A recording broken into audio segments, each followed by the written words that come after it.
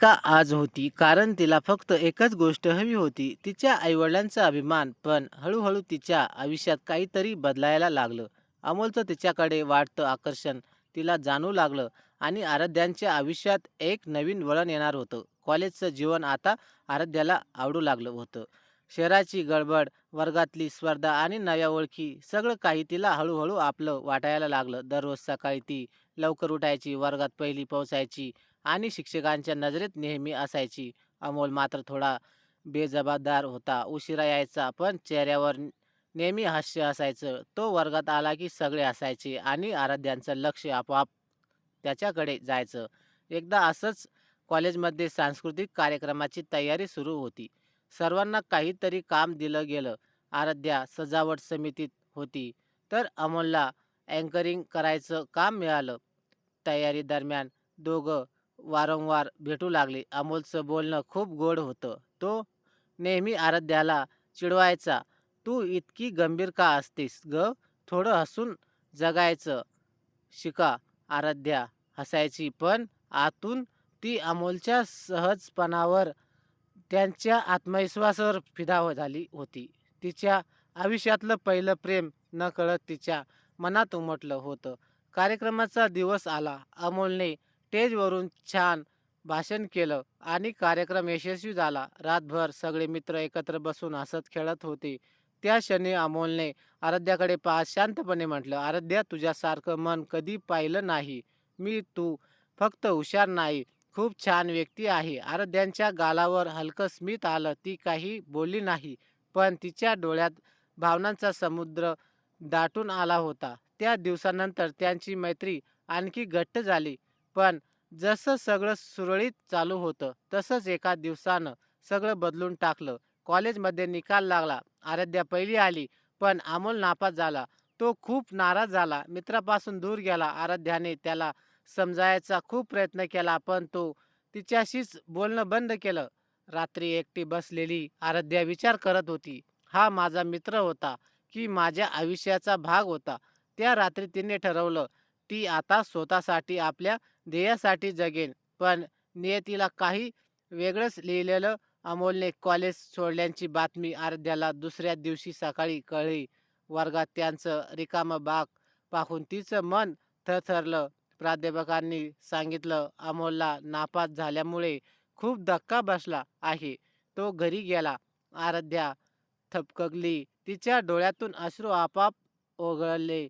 ती त्याला फोन करायचा प्रयत्न करत राहिली, पण त्याचा नंबर स्विच ऑफ होता. एकाकीपणाची जाणीव तिच्या प्रत्येक क्षणाला टोचू लागली. पण आयुष्य थांबत नाही. तिने स्वतःला सावरलं, जर मला त्याच्यावर खरंच प्रेम असेल, तर त्याला पुन्हा उभं राहायला प्रेरणा देणं माझं काम आहे, असं तिने ठरवलं. त्यानंतर आराध्या अधिक मेहनत घेऊ लागली. कॉलेजमधील प्रोजेक्ट, स्पर्धा, सेमिनार, ती सर्वत्र भाग घेऊ लागली. लवकरच तिने एका राष्ट्रीय स्तरावरच्या संशोधन स्पर्धेत भाग घेतला. तिचं प्रेझेंटेशन एवढं उत्कृष्ट होतं की सगळे परीक्षक भारावून गेले. त्या दिवशी आराध्याला पहिला पुरस्कार मिळाला. स्टेजवर उभी असताना तिच्या डोळ्यात फक्त एकच चेहरा होता, अमोलचा. आज तू असतास तर किती आनंद झाला असता तुला, ती मनात म्हणाली. काही महिन्यांनी कॉलेजच्या शेवटच्या सत्रात अचानक एका दिवशी अमोल परत आला. त्याने अभ्यास पुन्हा सुरू केला होता आणि चेहऱ्यावर शांत आत्मविश्वास दिसत होता. आराध्याला पाहून तो हळूच म्हणाला, "तू माझ्याशी न बोलूनही मला बदललंस आराध्या. तुझं समर्पण पाहून मी स्वतःला हरू दिलं नाही." त्या क्षणी आराध्यांच्या डोळ्यातून आनंद अश्रू वाहू लागले. दोघं बराच वेळ शांत बसले. काही शब्द नव्हते, पण त्या शांततेत हजारो भावना होत्या. परीक्षा संपल्या. दोघेही यशस्वी झाले. अमोलला नोकरीची ऑफर मिळाली आणि आराध्याला MSc साठी स्कॉलरशिप. दोघांचे मार्ग वेगळे होते, पण मन एकमेकांसाठी धडधडत होते. निघताना अमोल म्हणाला, "आराध्या, आयुष्याच्या प्रवासात जर पुन्हा भेटलो, तर तेव्हा मी तुला कायमचं माझं म्हणेन." आराध्याने हसत उत्तर दिलं, "आणि ती तुझी वाट पाहीन." कॉलेज संपलं आणि आराध्यांचं नवं जीवन सुरू झालं. तिला MSc साठी पुण्यात प्रवेश मिळाला. आई वडिलांचा अभिमान तिच्या डोळ्यात दिसत होता. जा बाळा, आपली स्वप्न पूर्ण कर, बाबा म्हणाले. आणि आराध्या शहराच्या प्रवासाला निघाली. पुण्यातलं आयुष्य गमापेक्षा खूप वेगळं होतं. गडबड, गर्दी, स्पर्धा. आराध्या छोट्याशा खोलीत एकटीच राहत होती. सकाळपासून रात्रीपर्यंत ती अभ्यास, प्रोजेक्ट आणि पार्ट टाइम ट्युशन यात गुंतलेली असायची. कधी कधी रात्री थकून ती खिडकीत बसायची आणि आकाशाकडे बघत विचार करायची, अमोल कुठे असेल आता? माझी आठवण येत असेल का त्याला? पण पुढच्या क्षणी ती स्वतःला समजायची, नाही आराध्या, तुला मागे वळायचं नाही, पुढे जायचं आहे. एक दिवस कॉलेजमध्ये इंटरनॅशनल रिसर्च प्रेझेंटेशन आयोजन झालं होतं. सगळे विद्यार्थी उत्साहात होते.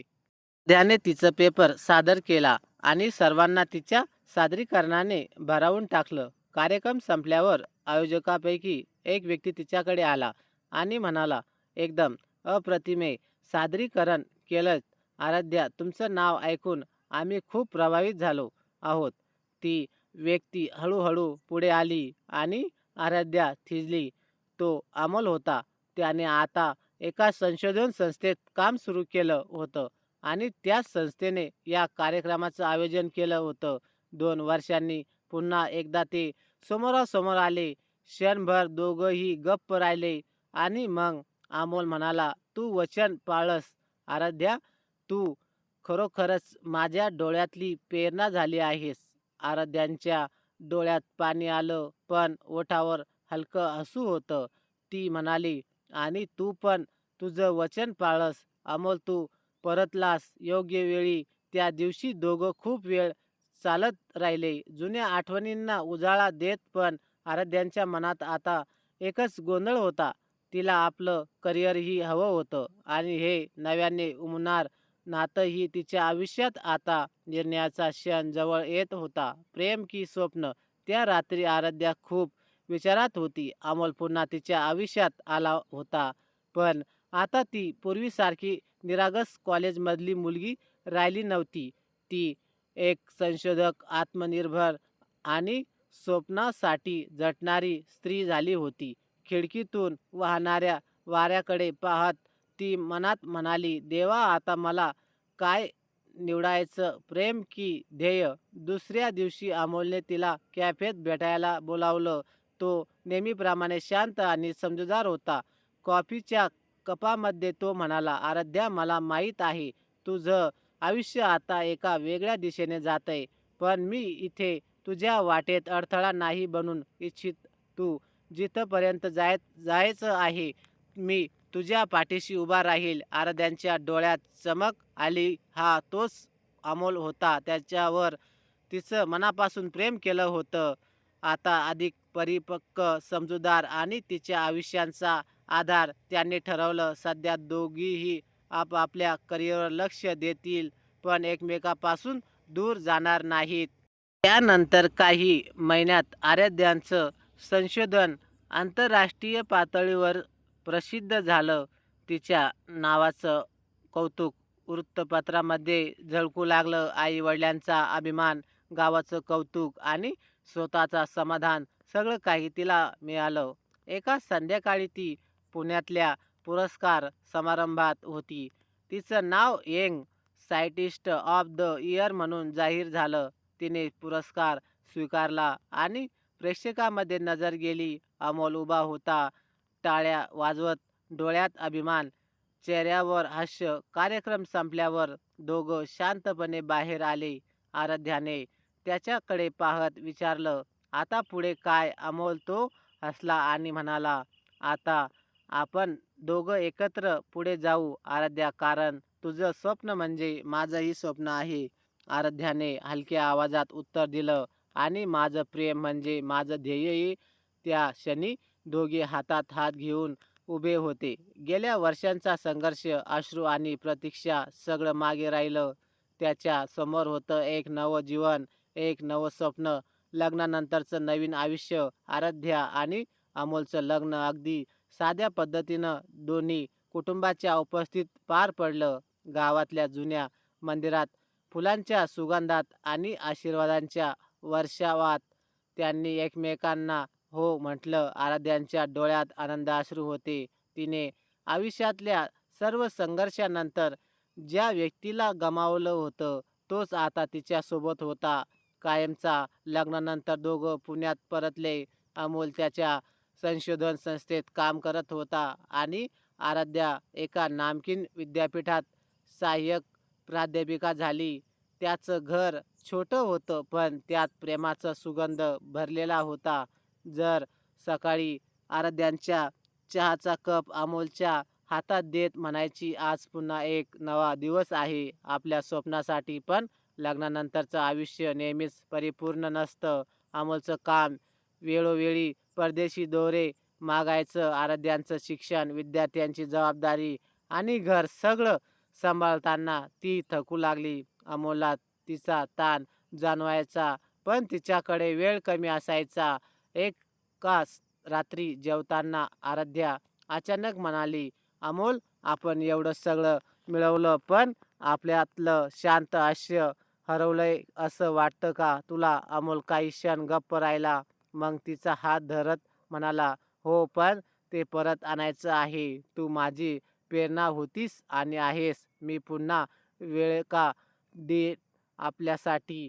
काही दिवसांनी दोघं सुट्टी घेऊन महाबळेश्वरला गेले. थंड वाऱ्यात, डोंगराच्या कुशीत त्यांनी जुन्या दिवसांची आठवण काढली. कॉलेजमधले ते दिवस, पहिलं प्रेम, पहिला वाद आणि ती निरागस मैत्री, सगळं पुन्हा जिवंत झालं. त्या संध्याकाळी सूर्यास्ताच्या वेळी अमोलने तिच्या हातात एक छोटं गिफ्ट ठेवलं. त्यात एक चांदीचं पेंडंट होतं, आत कोरलेलं होतं. आराध्यांच्या डोळ्यात अश्रू तरळले. ती म्हणाली, "हेच माझं आयुष्य उत्तर आहे. अमोल, स्वप्न आणि प्रेम दोन्ही एकत्र जगता येत जर सोबत योग्य व्यक्ती असेल." आईपणाचं आगमन आणि नव्या जबाबदाऱ्यांचा प्रवास. लग्नानंतर 2 वर्षांनी आराध्या आणि अमोलच्या आयुष्यात एक आनंदयात्रा आली. आराध्या आई होणार होती. तो दिवस तिला आजही आठवतो. डॉक्टरांनी कन्फर्म सांगितल्यावर तिच्या डोळ्यात पाणी आलं आणि अमोलचा चेहरा आनंदाने उजळला. तो तिला जवळ घेत म्हणाला, "आराध्या, आपल्या प्रेमाचं सर्वात सुंदर रूप आता या जगात येणार आहे." गर्भावस्थेच्या दिवसात आराध्या ऑफिस, अभ्यास आणि स्वतःची काळजी यात गुंतली होती. अमोल नेहमी तिच्यासोबत असायचा. औषधांची वेळ, आहार, डॉक्टरांची भेट, सर्व तोच पाहायचा. रात्री ती थकून जेव्हा शांत झोपायची, तेव्हा तो तिच्या कपाळावर हलकं चुंबन देत म्हणायचा, "तू माझी खरी ताकद आहे." काळ पुढे गेला आणि एका पावसाळी सकाळी आराध्याने एका सुंदर मुलीला जन्म दिला. दोघांनी तिचं नाव ठेवलं आर्या. त्या क्षणी आराध्याला जाणवलं, जगात कितीही मोठं यश मिळालं तरी आई होण्याचं समाधान वेगळंच असतं.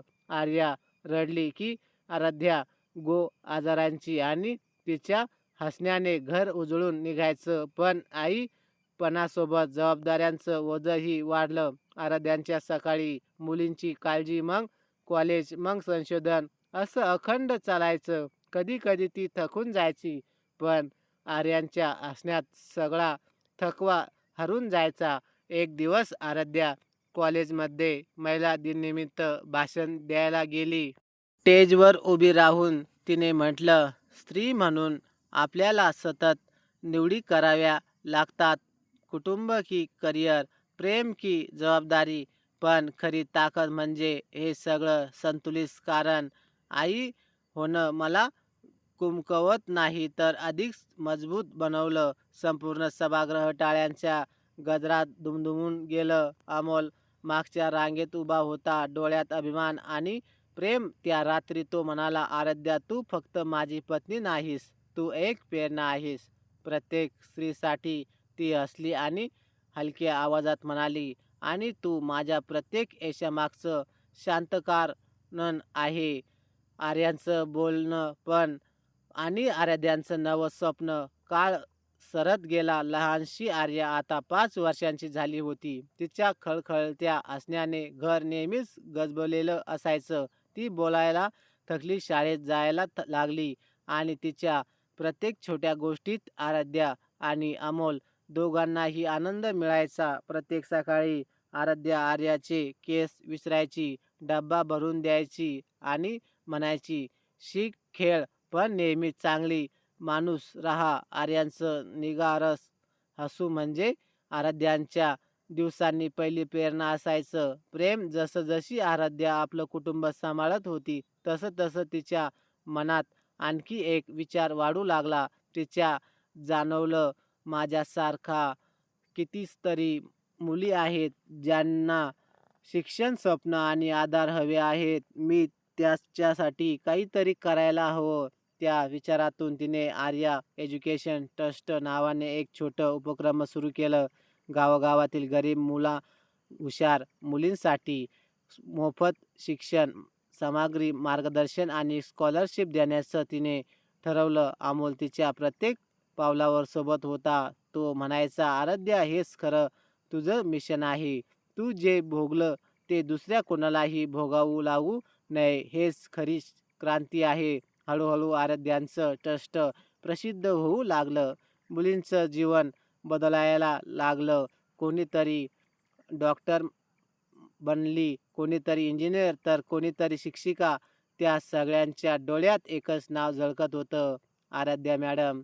एका दिवशी आर्या तिच्याकडे धावत आली. आई म्हणाली, "आई, मला मोठं होऊन तुझ्यासारखं करायचं, सगळ्यांना शिकवायचं." आराध्याने तिला उचलून घेतलं आणि डोळ्यात पाणी येऊन म्हणाली, "मग माझं आयुष्य खरंच यशस्वी झालं बाळा." त्या क्षणी तिला जाणवलं, ती आता फक्त आई नाही, पत्नी नाही, शिक्षिका नाही, ती एक बदल घडवणारी स्त्री बनली होती. नवा संघर्ष आणि समाजातील ओळख. आराध्यांचं आर्य एज्युकेशन ट्रस्ट आता गावाच्या पलीकडे जिल्ह्यापर्यंत पोहोचलं होतं. तिचं नाव आता प्रत्येक शिक्षण प्रेमींच्या ओठावर होतं. वृत्तपत्रामध्ये तिच्या मुलाखती, समाजसेवकांच्या चर्चांमध्ये तिचं उदाहरण दिलं जायचं. पण जिथं यश असतं तिथं आव्हानंही येतातच. एका दिवशी जिल्हा अधिकाऱ्यांच्या तपासणीत तिच्या ट्रस्टवर गैरव्यवहारांचा आरोप झाला. काही चुकीच्या लोकांनी तिच्या नावाचा गैरफायदा घेतला होता. समोर बातमी आली, आराध्या देशमुख त्यांच्या ट्रस्टवर चौकशी सुरू.